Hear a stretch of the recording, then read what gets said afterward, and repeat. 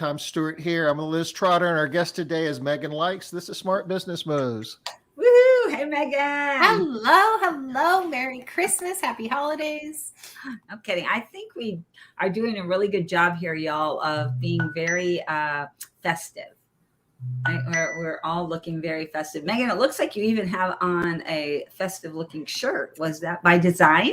I mean, it's Christmas week. We gotta be. I don't have my earrings though. You win, Liz. I usually have Jingle Bell earrings, or I have a snowman earrings, but not today. But you guys had a hat, so I had to go get my hat. I love it. I like your hat because it's wired. I like a wired hat. I don't have earrings, but we're just gonna. Your hat might win. Your hat might win though. Yeah. Did he send you that? Denit's here, and Denit, sent me this hat. She felt that I wasn't properly attired this time last year, so she hooked me up. Wow, Denit, you are a good friend. A good friend. And this is the more modest one.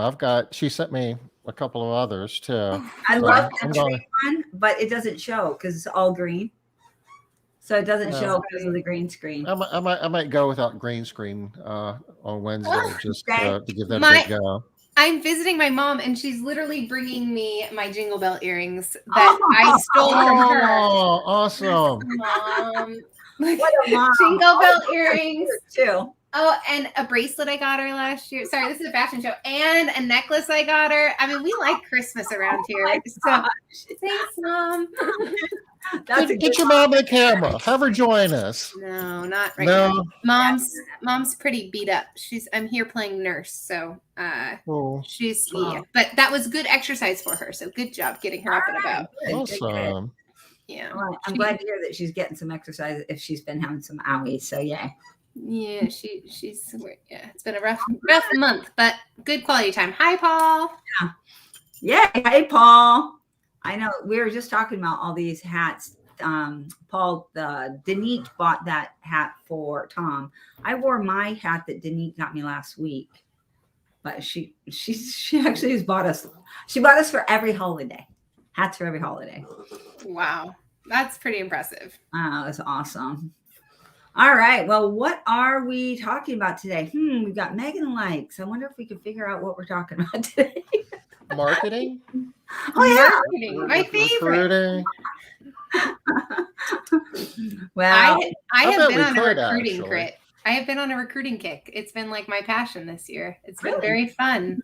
Been moonlighting as a recruiter. Wow, that's interesting. Why have you been doing that, Meaghan? Well, we're all hiring, right? Hey, I'm very proud. I'm very competitive. We have a bench right now. Nice. We have a bench. Nice. Like that's such a good spot to be. I have names of people who have passed all my screening that would love to work for my company. And thanks to QDS, I have my red people. I know they're on their way out, and I've got the replacements waiting to get started. I don't know. But we're not here to talk about recruiting. But I've gotten Hire Who is my new best friend this year. Dom Williams. Good. Hire Who. My new BFF. Asked me today too. What are some of the different platforms? So Hire Who, that's a good one. I didn't. So if you've got a bench, does that mean you need to be working on your marketing and sales now? I could. I'm in a weird spot, which we're going to talk about today. And maybe you guys can help me with my weird spot. So our numbers. Okay. We're talking numbers. Our goal for our business, our window cleaning business, was to hit 10 technicians and 4 crews. And we hit that last month. Woohoo! I have been celebrating goals being hit for the last 2 weeks. I am loving it. But this was our life goal, Liz. Our goal in business life. We promised each other we would never grow beyond that ever. So what are you gonna do then? Well, maybe you can help me figure it out. I don't know. What reason do you have to get out of bed in the morning? Right? I mean, so we spent our weekend, we were in Washington with our good friend Martha Woodward, and then she ditched us. She left early. And so my husband and I are like, well, what should we do? And so, of course, we did our strategic plan for 2022 because what else do you do? It was snowing. We'd gone for a hike. We'd had lots of hot chocolate. We bought all the gingerbread and pretzels you could buy in this town. So we did our strategic planning and we were like, well, now what? Like our BHAG was met this year. Wow. That's amazing, Meaghan. Yeah. So you really are going to have to figure out, I don't know. What do they call the BHAG? The big hairy audacious. There's probably an F in there somewhere, but we don't need to worry about that. The FBHAG. Well, that is amazing, Meaghan. It's crazy. So I feel like I think our current plan is to squeeze some more cottage cheese, which is my favorite way to scale, right? So you grow to the next thing and then you keep refining it so it's as efficient as possible. And then I think from here, which you guys in cleaning, you guys know you're like 10 technicians. That's nothing, right? Like, because for you need significantly more to make the income levels that we're at. But what I'm sure you know that we're just learning is it actually gets easier from here because we have a leadership team and we have supervisors and we have leads and we have infrastructure and we have systems. And so it's really tempting to just be like, well, it's 10. That was a piece of cake. Now let's go to what's the next scale? Is that 25? Is it basically like the same learning curve to 25 then, or 50 maybe? Yeah. So so it's kind of exciting. You're in like the beginning stages again, where you get to make all the decisions and get the big growth and have all the fun and yeah. And it is way easier once you have your leadership team, your management team in place. It's like everything's easier that second round, right? Yeah, it's so much easier. Yeah, super cool. I hope so. We'll see. But right now, we're like pulse check. We promised ourselves we would never grow beyond. So now what? So did you guys do your annual planning when you were actually in Leavenworth? We did, because Saturday morning it snowed 6 inches. Wow. And it kept snowing all day. And so we did like a 5-mile hike in the snow, which was awesome. And then we were like, well, now what?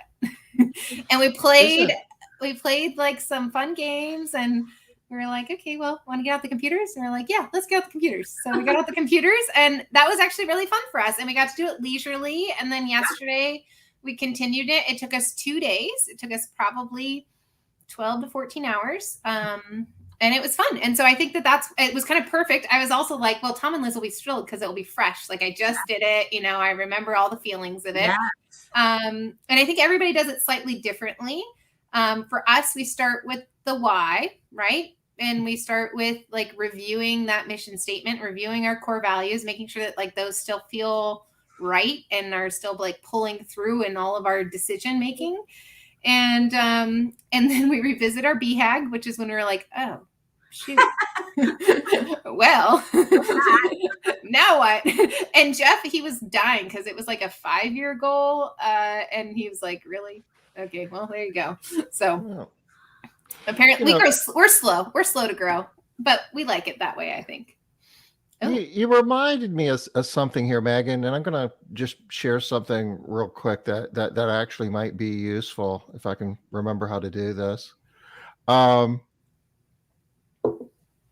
We did a series of articles in Cleaning Business Today several years ago with a friend of mine. His name's Jim Lamping. He does business consulting, and he wrote a book on stages of growth of businesses. Mm-hmm. And he's got a model that says every business hits like walls, that it can't grow any further. And it's about figuring out 3 things: how to build a team, about getting the technology in place, and getting your financial models in order.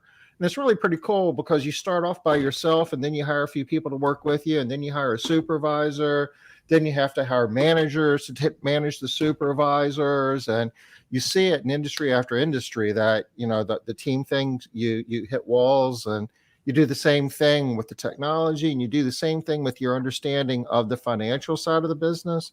You start off just wanting, in the cleaning business, just wanting to clean something, right? Sell something. And it gets to the point where you really need to understand the costs and what your variable costs are and your fixed. And then at some point you start getting more sophisticated with the whole finance side of it.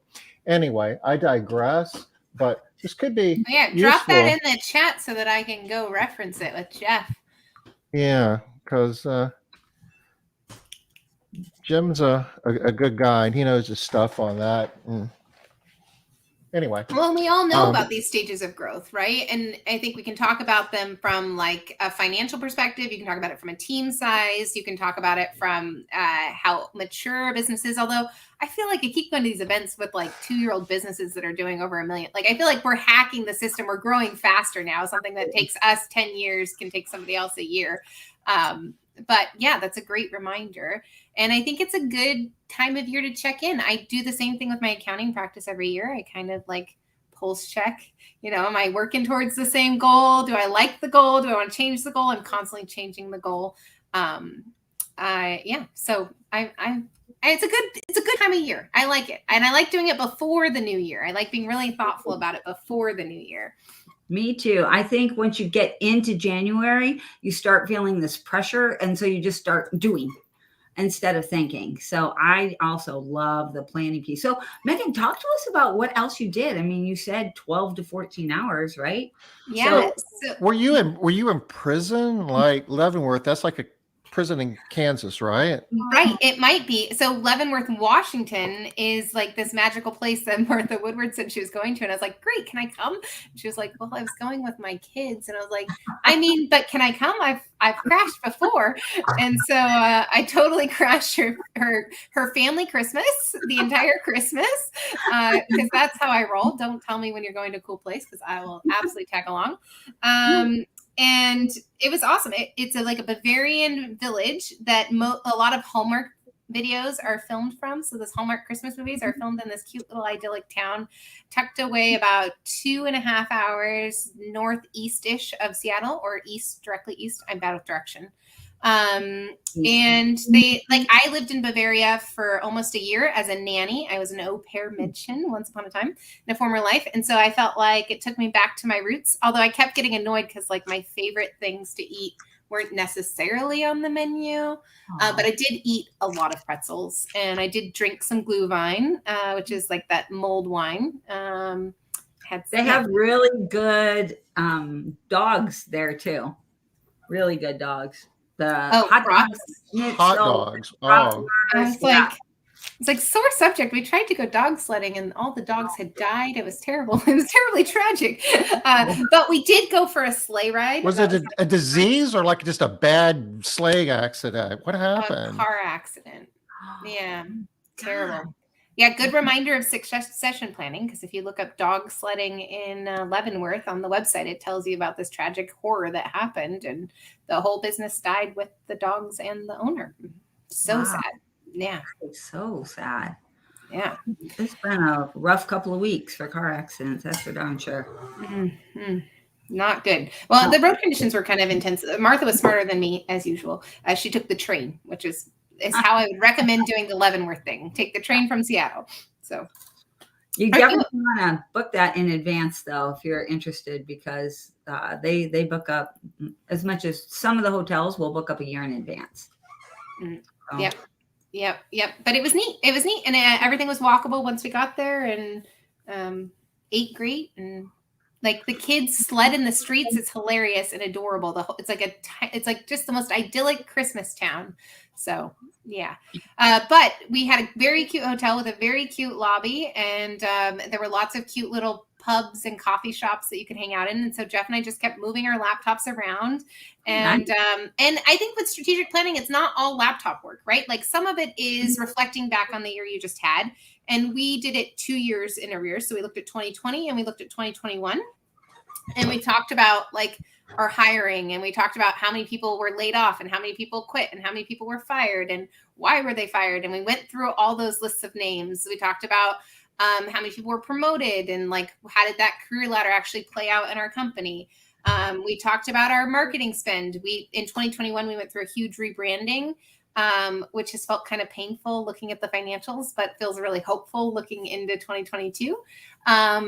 We talked about financials, a lot about financials, average tickets. We talked about recurring customers. We talked about gross receipts. It just was like a bunch of data for parts, and then other parts were just about feelings, right? So like, how did that feel? We did a time audit of Jeff's time in the company, which is very fun. I like to joke that my husband works 5 hours a week, and we actually did the data on his average for last year, and his average was 9.1, and he was very thrilled to tell me that he works more than 5 hours a week. He actually works 9 hours a week. Excuse me.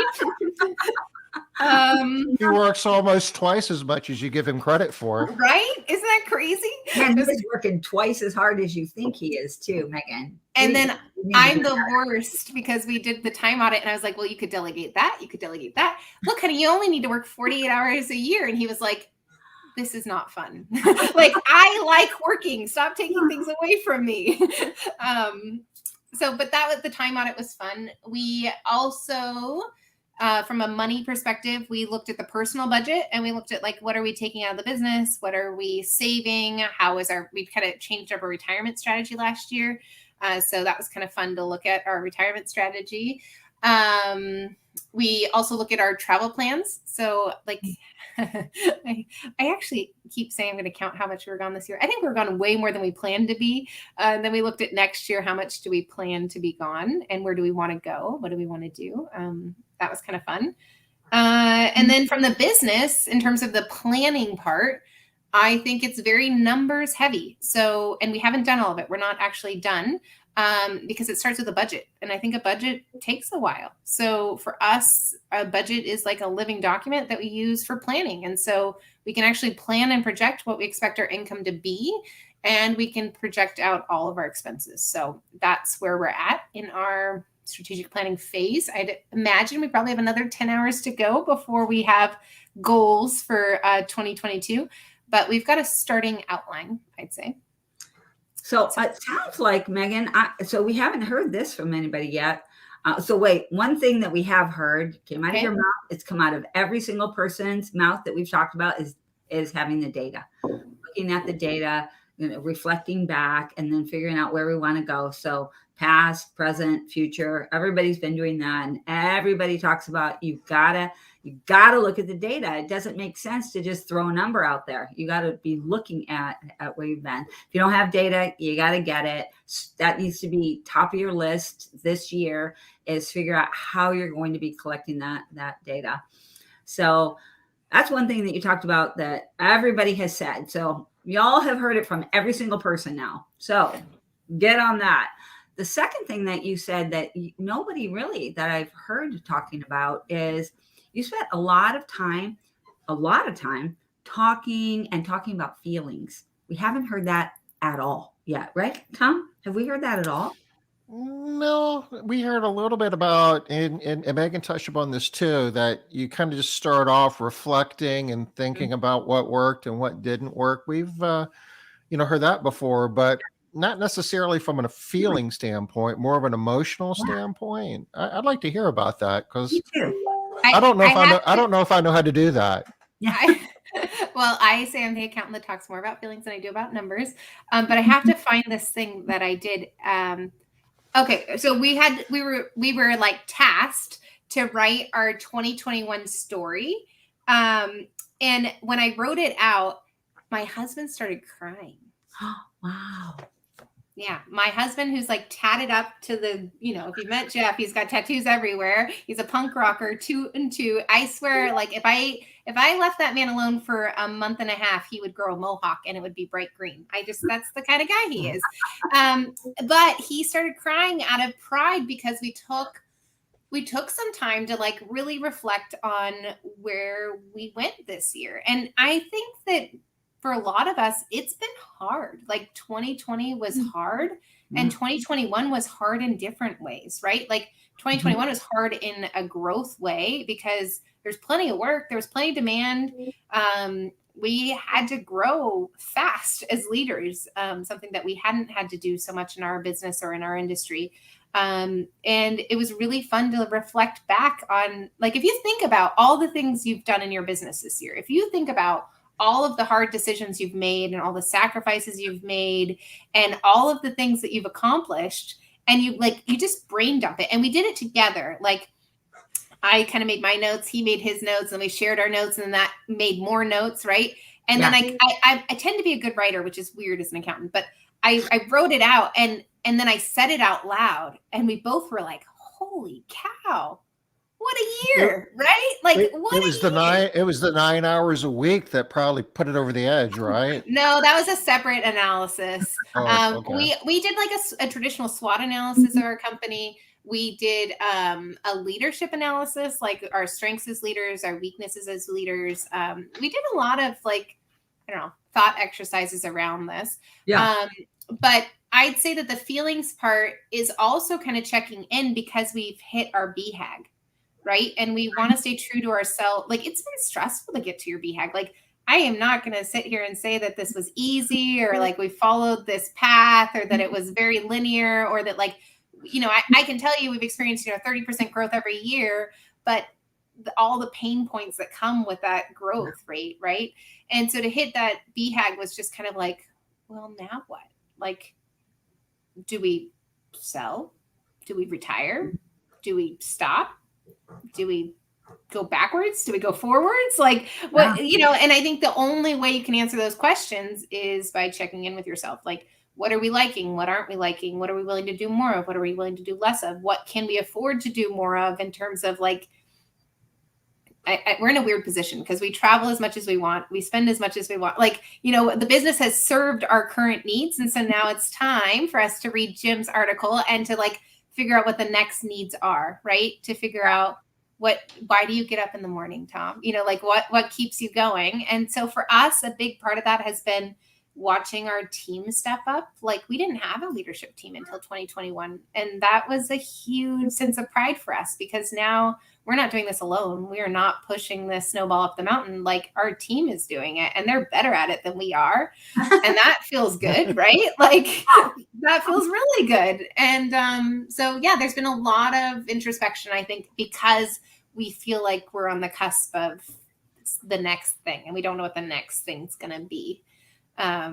So it's good because we like to say we don't like to plan too far in the future. So we pinned it for 2022. Right now, it's just going to be optimizing and making this even more efficient with what we have. And then we've opened the discussion to what comes next. But that's kind of a placeholder while you really figure it out, right? Yeah. But I mean, you need to have placeholders sometimes, I think. Sure. Absolutely. Yeah. I have in our marriage, because we do something similar. So this is getting way more personal and way more about me. So I hope the listeners, this is helpful to you because I'm being super vulnerable. But I'm 35 and we don't have children. And so every year we talk about having children, like is next year the year that we have kids? And, if you have kids, you probably realize it's a huge commitment, right? Like you need to plan in advance for it. It's like a whole thing. And so we would kill each other. We've been happily married for 11 years. We would kill each other if we talked about it every single day because spoiler, we don't agree about having kids or not having kids, but we love each other a lot. So we do it once a year. That's what we're very good about pin holders. So we'll like come to terms, we'll both agree, and then we'll put a pin in it and we'll revisit in a year.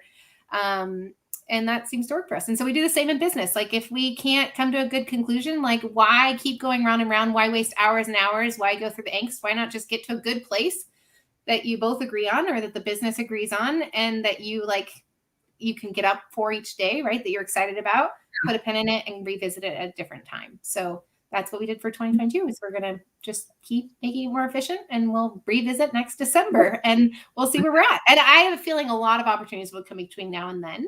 And there's some fun in leaving it open for organic growth, right?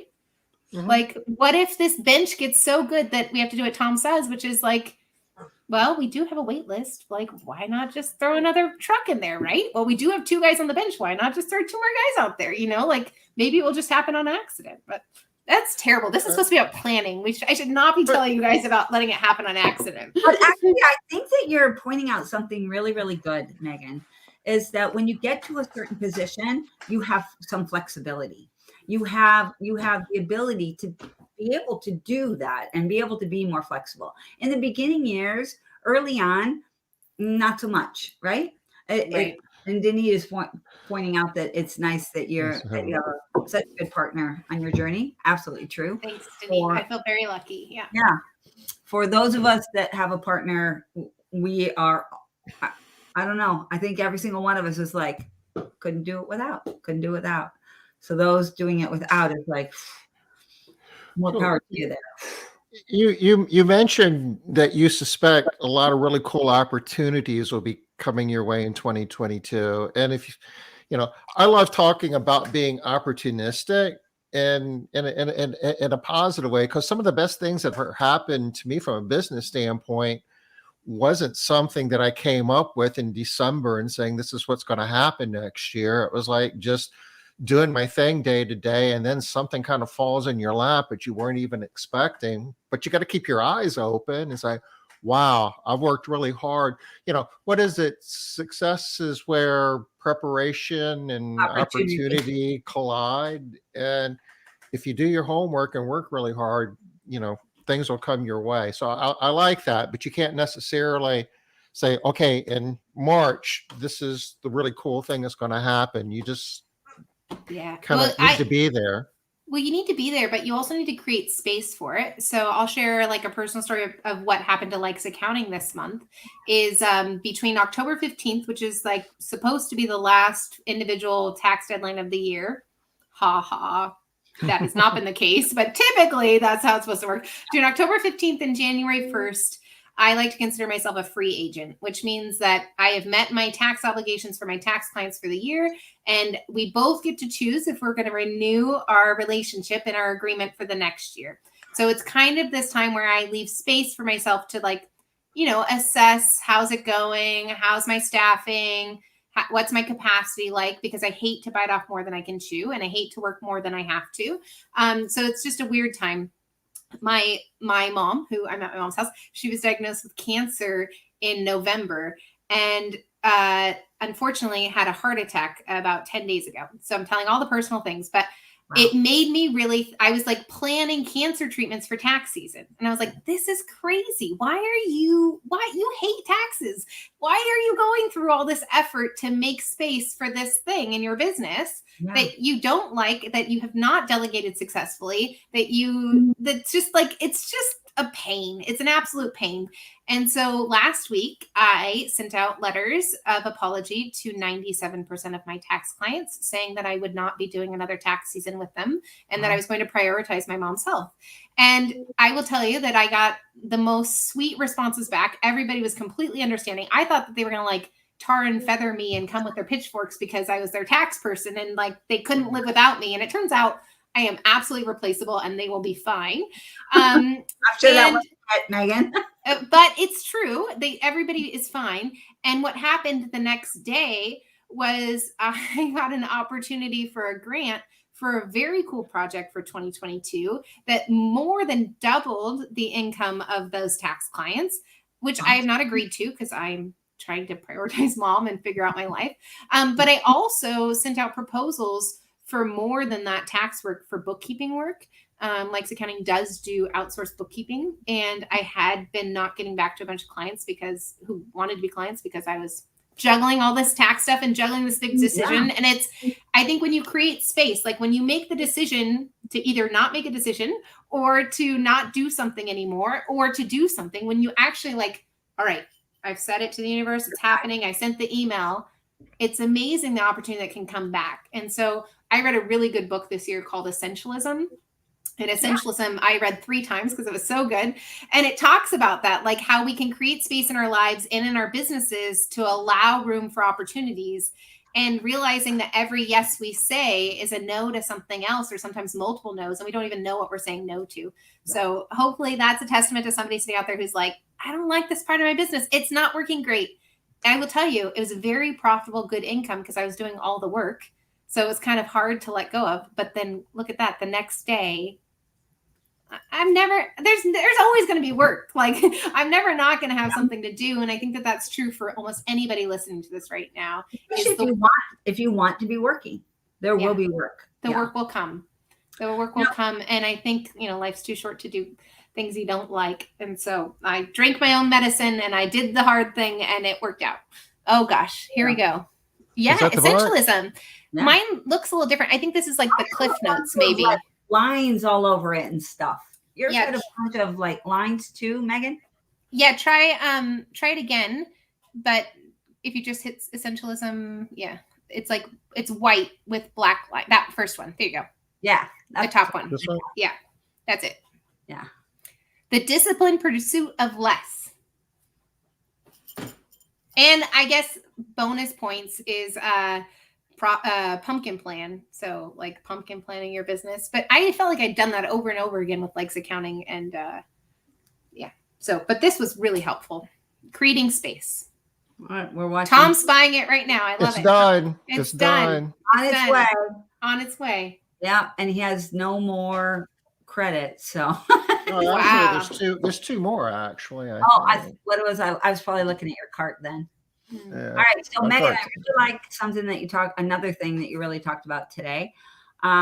This morning, we were talking about in one of our strategic success groups, we were talking about how when we get ourselves into a place and we know that we have all the power and we have the control, we get to do the thing, but we get kind of stuck because we don't want to decide.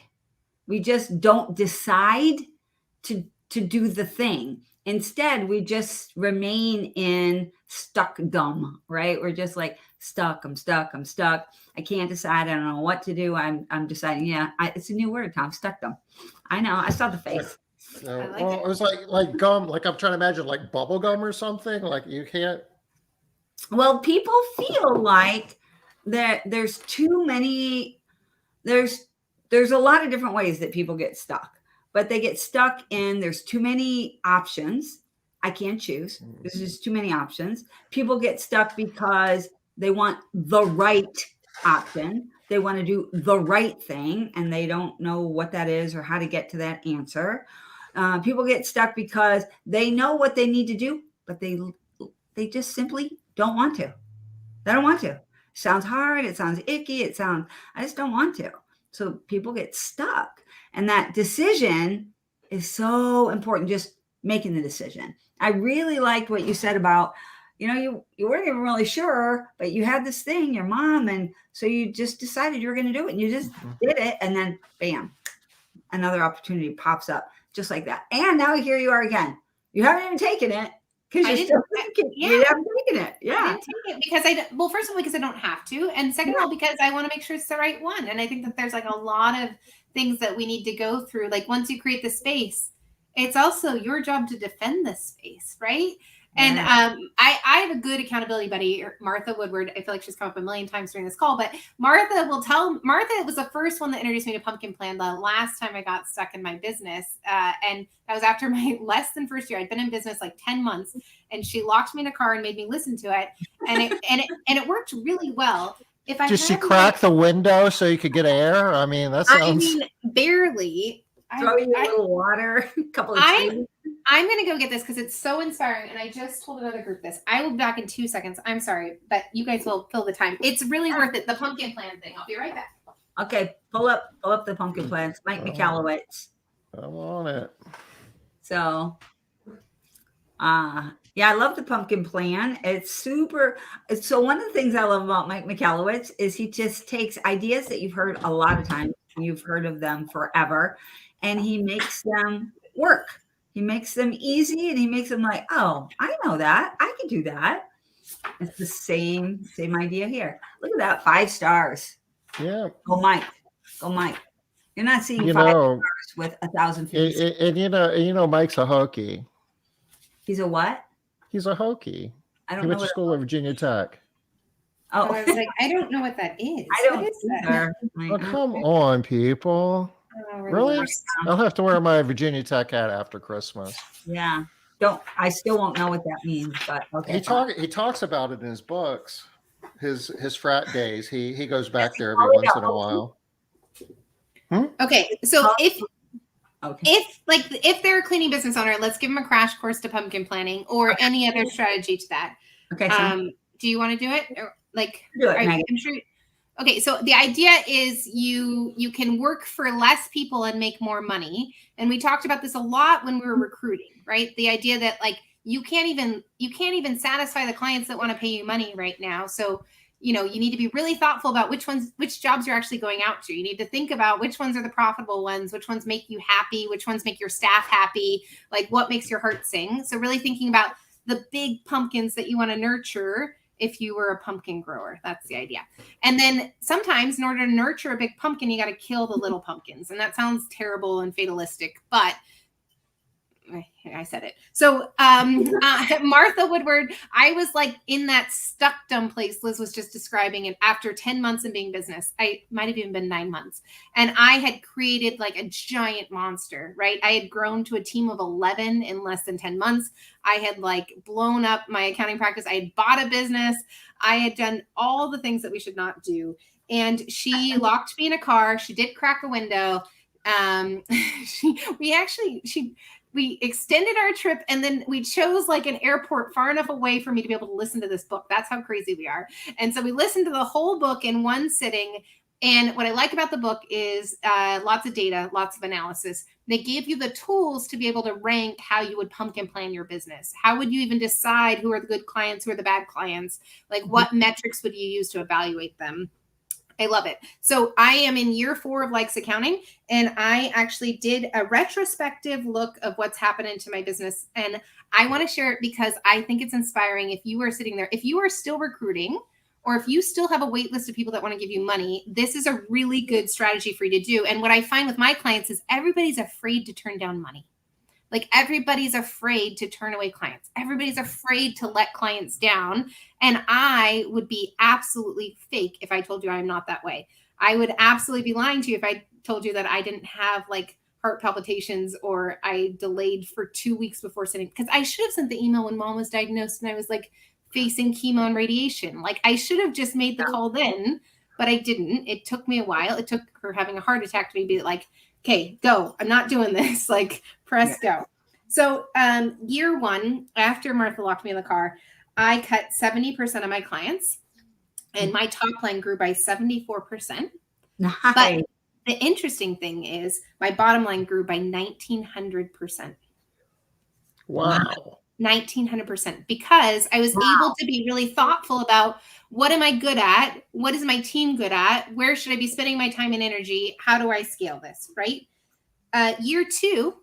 So I didn't do it aggressively enough. So Meaghan, not just to get perspective, you had a team of lines with that 1,900. You got to hold on a sec. Yeah, you had a team of. I was not profitable, right? I had negative profit margins, and then you had a big team. Did you kind of reduce your team as part of that? I did not in year 1. Wow. Okay. Yeah.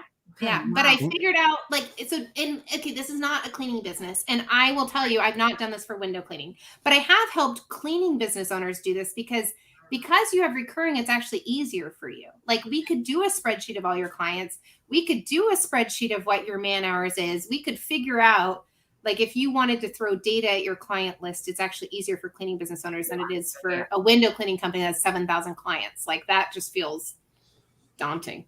It's possible, but it feels daunting. And stay tuned because Jeff and our strategic planning, you know how I said we were going to optimize? Yeah. Like we absolutely are looking to do that next year. Like, can we service with our team of 10 in our BHAG goal? I think we can see 40% growth on our top line still next year. Wow. Which will be fun and cool.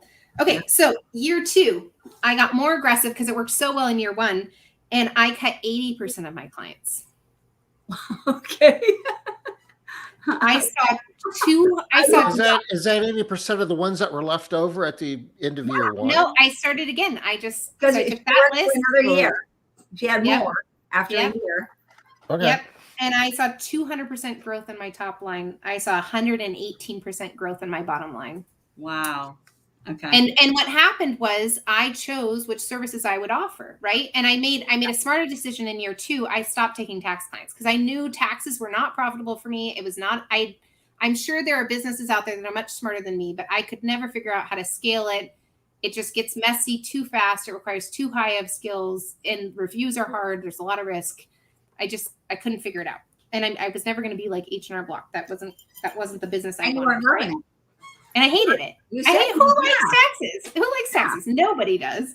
I thought you would. If anybody was going to like them, I thought you would, because you're always loving all the numbers. And okay, I love accounting. I love bookkeeping. I love financial coaching.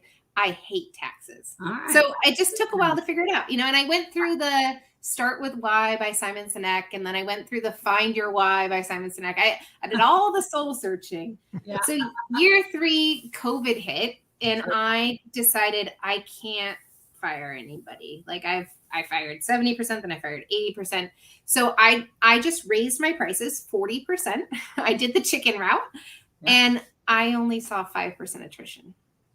So I raised my prices 40%. This is your me cheerleading for you. If you're afraid to raise your prices, just do it. Inflation, we could talk about that for now. Yeah, especially 40% to only lose 5%. I'm like, I lost 5%, and my top line grew 52%.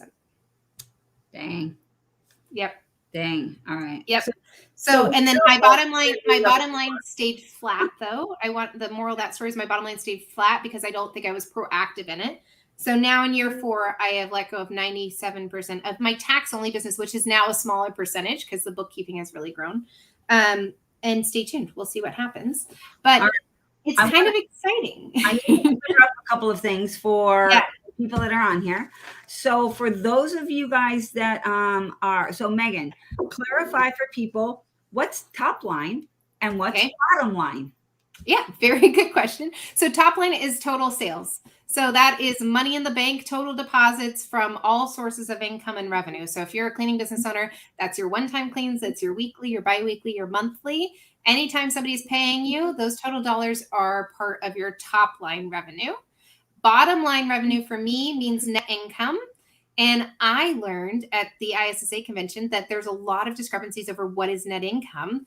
So I'm going to clarify what I determine net income is. For me, net income is net of what you're paying yourself as the owner for the work you're putting into your business. So that is your top line revenue minus any cost of goods sold or variable expenses. Sorry for nerding out, but that's basically how much you're paying your technicians and the gas and the credit card processing fees, all that.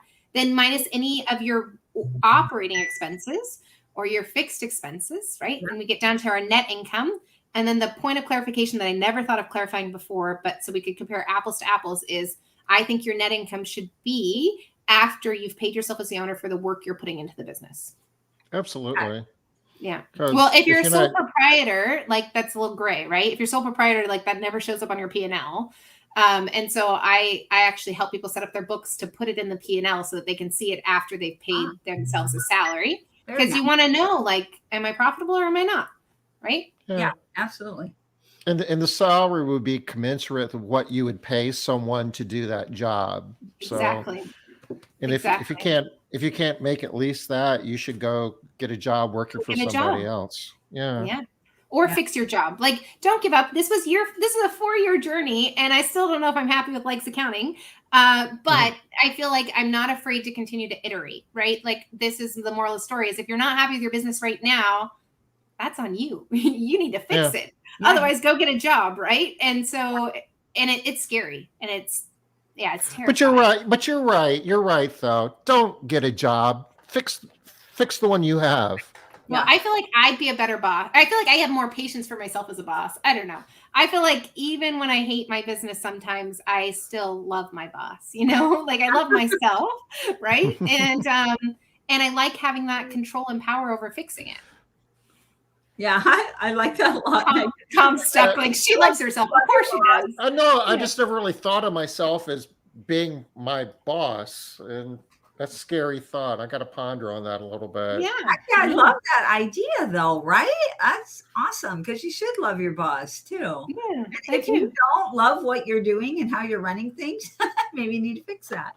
You should fix it. And right now, these next 11 days are the perfect time to start really making those hard choices. Because like Liz said, I feel like once we hit January, once that calendar turns, like we just start going through the motions again. Yeah. And there's just something really like special about the magic of this time of year. Like, the options are endless. The possibilities are endless. Like, absolutely. And we have an open door policy, so I need to schedule a meeting with my boss and tell him what I think.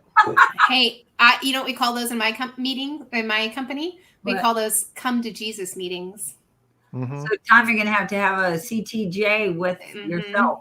Mm-hmm. Yeah, And with my boss. Day when you're thinking.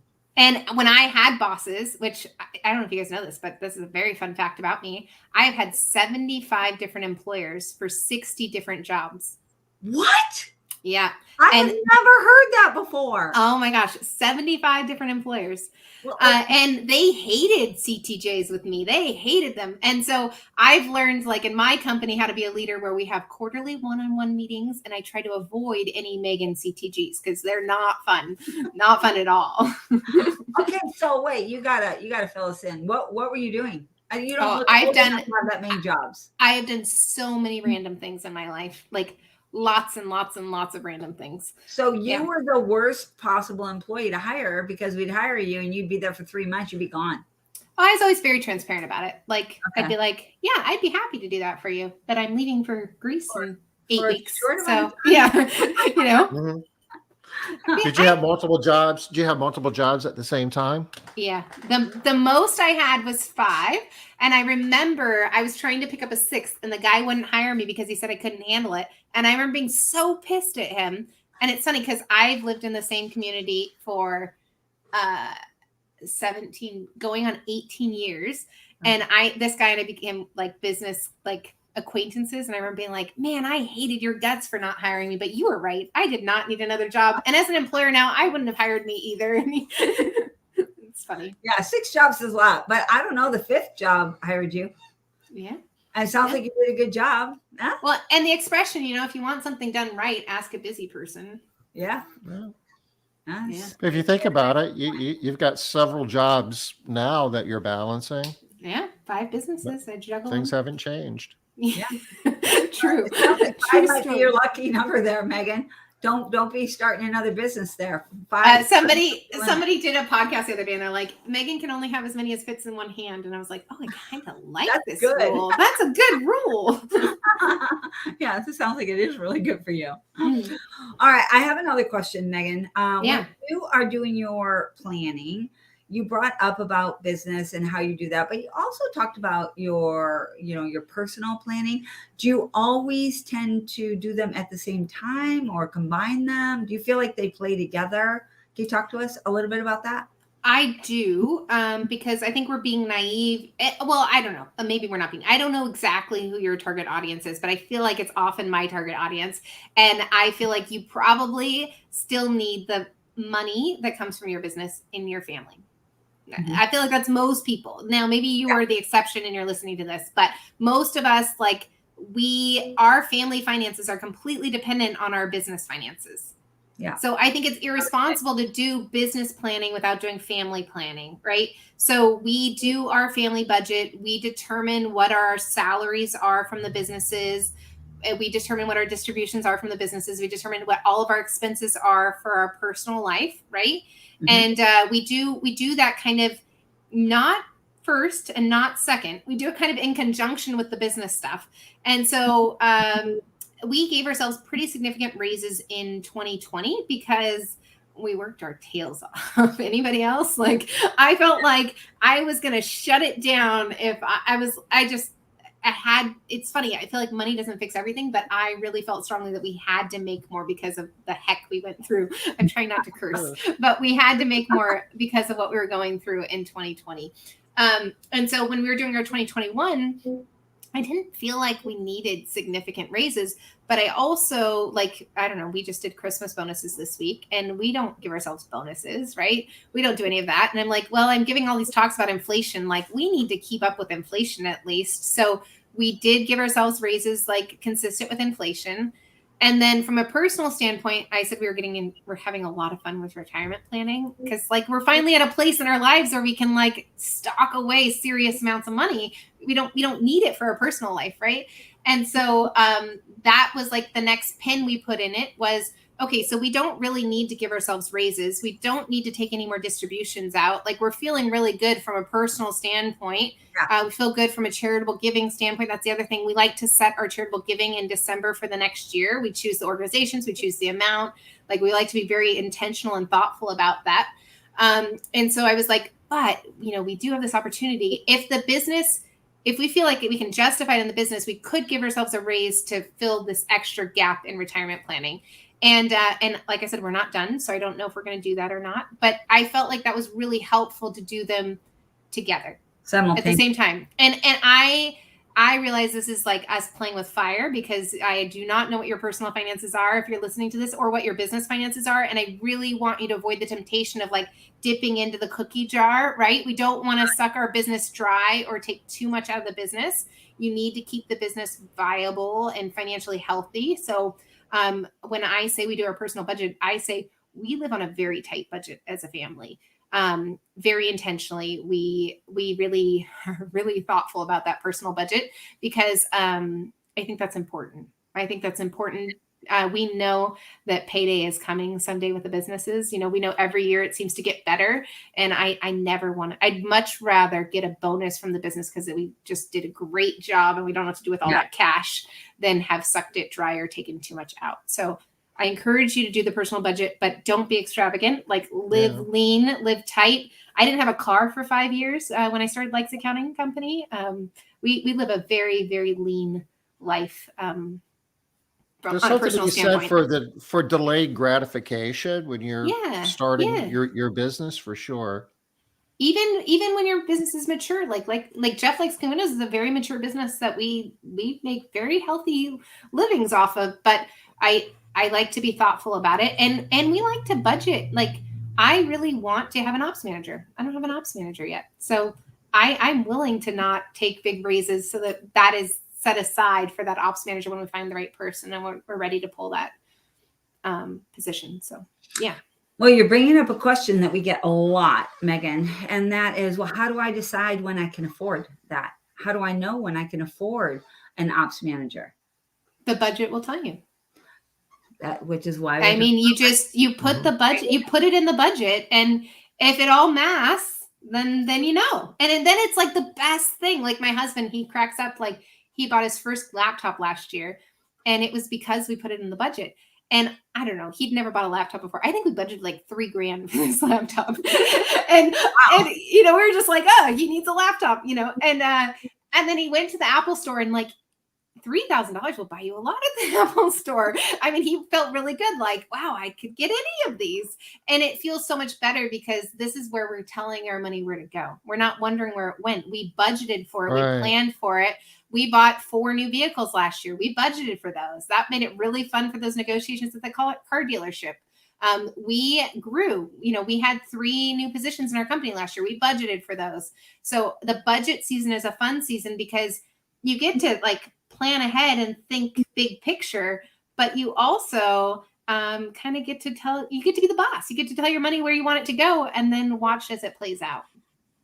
That's a really good statement too. You get to tell your money where you want it to go.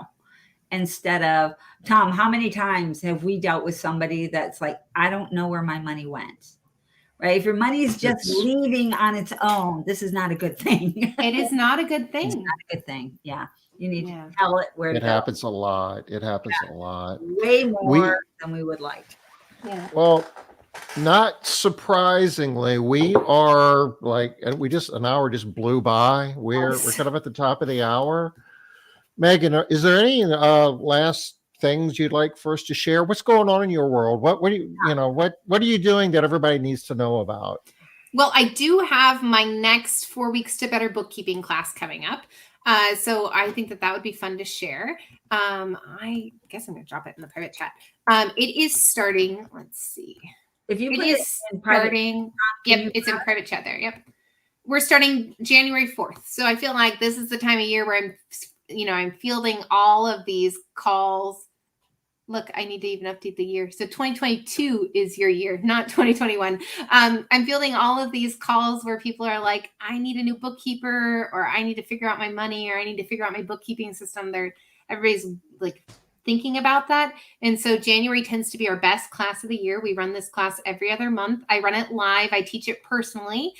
Liz has taken it. It is 1 hour a week for 4 weeks. And I tell you that I will teach you how to get a handle on your money. And that's the whole point of the class. So I'm excited. January 4th, it's going to start. We meet Tuesdays at 2 p.m. Pacific. I'm now realizing that totally conflicts with this smart business moves. I'm sorry. But Tuesdays. Okay. We think it's Okay. worth it.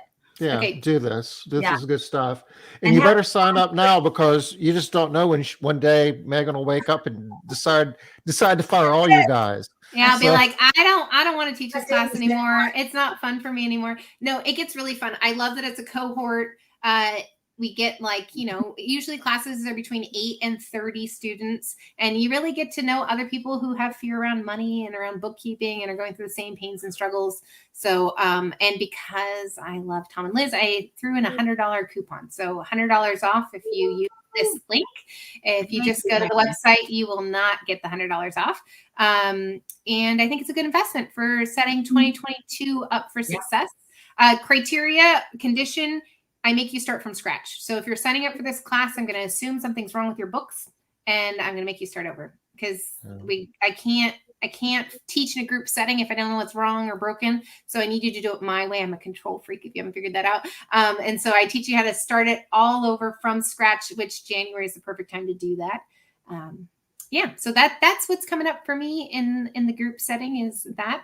And Merry Christmas, everybody, with that $100. Merry Christmas. Yeah, no kidding. Thank you. That's awesome. You're welcome. Yeah. And having gone through the course, I can give a quick testimonial that this is the way you can get over the scariness of money. You see how Meaghan talks here on Smart Business Moves? She's just chatting and she's friendly and she's got all this energy.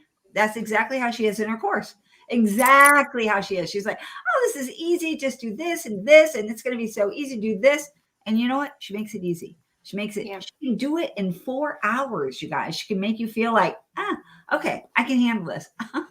I feel very Mary Poppins-ish, because I'm like sneaking it in with a spoonful of sugar, right? I'm sneaking in all these things that you guys hate or are afraid of. We're going to make it easier. Tom, I cannot believe how big your puppy has gotten. I feel like I've not been on the show for a long time, because she was not that big last time. And she has an internal clock, and she's telling me it's dinner time. This is us getting the hook, Liz. This is us. It's time. We're over time. We are over. Right, but Meaghan, as always, this was awesome. Thank you so much. Thank you. Merry Christmas and happy Merry Christmas. Happy holidays. Yes. We will be back Wednesday, 5 o'clock Eastern. Last one before Christmas, right? That's right. Okay. Right. Bye, guys. Bye-bye.